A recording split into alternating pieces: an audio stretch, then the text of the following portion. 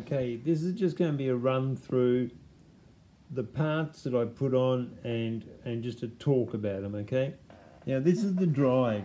Remember, this used to be, because this is a water-cooled model, this used to be the water pump for it, and this silver here, this aluminium here, is the initial water pump, and it used to pump the water out of here.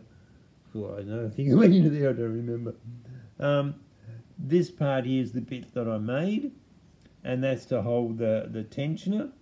The tensioner is just a slot with nuts, you know, with a washer and a nut each side, so that I can just undo it and put it wherever I want, to whatever tension. I guess I just got to keep an eye on it, and as it gets too slack, just, you know, bring it down a bit, and whatever, I guess this is going to stretch as it wears in. A comment was made in the last ep that blower was probably made to run 1-to-1, and I agree. And as from what I know, they're a 600cc blower, and I'm going on to a 140 motor, so I'm going to guess 3-to-1. I really don't know. See how it goes. This is the next part I want to talk about, which is the cover for the carburetor. I made this last time, remember, and I put all these texture lines in there just to give it some looks with the fins on there. These two are for the plastic cover that covers over the pulley drive. They're supposed to be studs in there, but I had to pull the studs out because I forgot to have this on when I put the blower on, and it's bloody it's complicated putting the blower on. It's not so easy.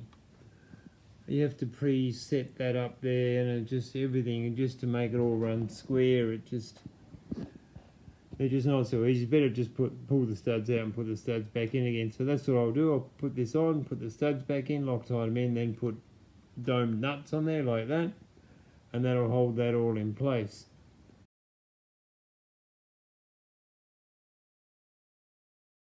Right, my next thing is the manifold from the blower into the head. Now remember, I made this, you know, like 40 odd episodes ago, but that manifold there that just hooks downwards, there's a rubber thing in between, so vibrations, you know, it can happen. There's a bit of a lip there, so it goes up, so that makes it smooth once you're inside there. Once the two are butted up, it's a smooth run. I had to put a nipple in line, so I put a nipple at the top, that way the flow's this way, it'll read the pressure.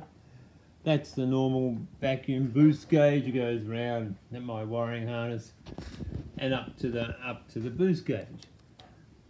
Okay, so that's done, all ready to go. That's bolted down. Then I have my, here we go, the other half of the manifold. Now remember, that's two identical ones. They're just made differently. Half JB weld again, half aluminium. Whoops, half aluminium.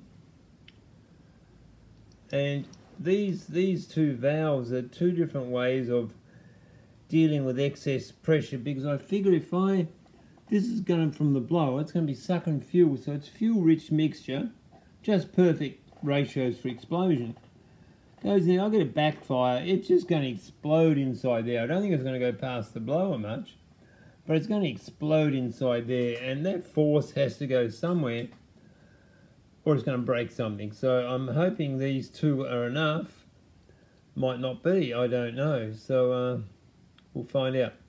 Now that little thing on the bottom there, just to recap, that's the bottom of the blower. The way blowers work, they go round the outside, they don't go through the middle. The air goes around the outside, and that's so that it doesn't pool in there. It can run down there, sits in there, runs into the motor and gets sucked down the motor and it's gone. I don't know if it's needed or not, but that's what I've done anyway. It's just one of my stupid ideas, I guess. So I'll just poke that on there. There we go, the one hand. Yep, that's on. Now, line that up. See that moves. And a gasket I made, a thick gasket I made. It fits in there. So, rubber mounted, vibration, all fixed, about the right at that gasket. I've pretty well got that right. So I will do that up.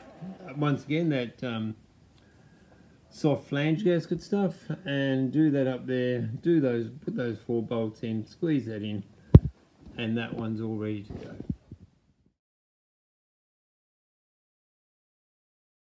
Next item of interest is this Perspex guard I had to make. Now, I had to make it rubber mounted because I didn't want the vibration, if there's any vibration there that's independent of the motor. Perspex is quite sort of brittle in that way. It's just a big washer with a bit of double-sided tape on it. And these would have, oops, let me get some zoom. These would normally just have another, what do we got up here? Another one of those, and a washer and a Nylex lock nut.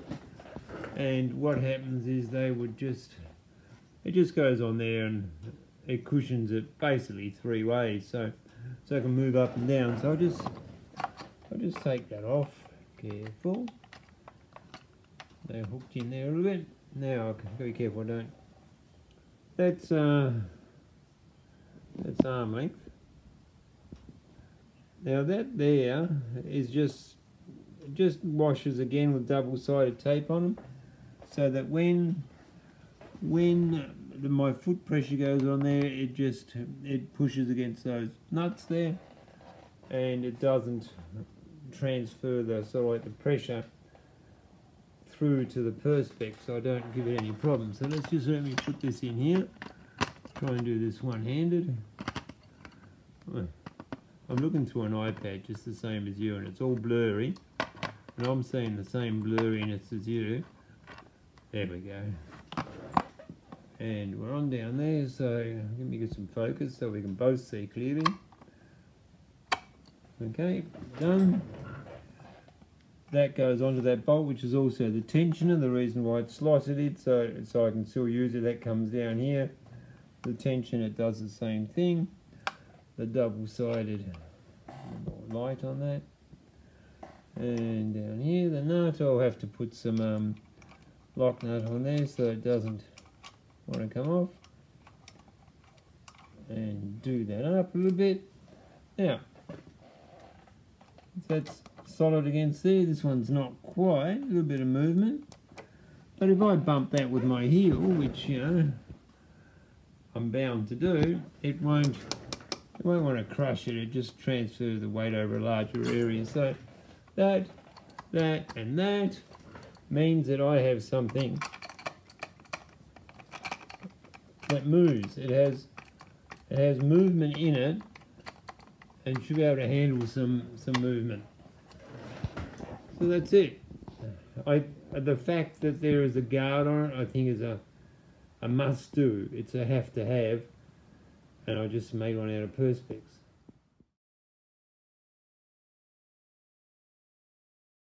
The last thing on the list is putting all the solenoids back on.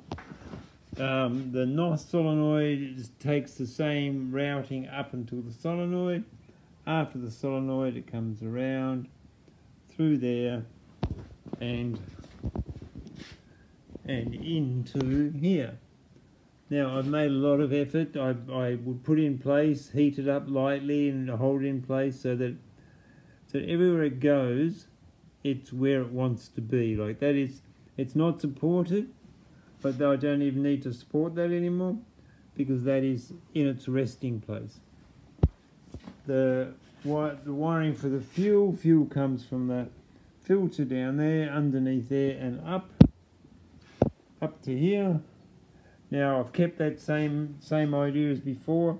It's a priority that when I hit the NOS button, the fuel is available for the NOS all the time. That'll self-burp, I'm hoping, and it'll be ready at the solenoid at all times. It goes basically to the solenoid, then to the carburetor. That goes down an arch like that. I had to do something like that because didn't know what else to do with that. Now, just a little thing that I do I take a lot of time doing this. Just get focused in there. It's because what I believe is important. Like that is not quite touching. It looks like it's touching, but it's not touching. That's where it wants to be. This here that's not quite touching. It looks like it's touching, but that's where it wants to be. I put a lot of effort into making all my wiring and stuff like that being in spots that looks like it's supported and all that, but it's not really. Now I'll take that off, but that's where it rested when I heated it up and cooled it off, so that won't need to be there. But there's a lot of time and effort into those little things like that that I like to do.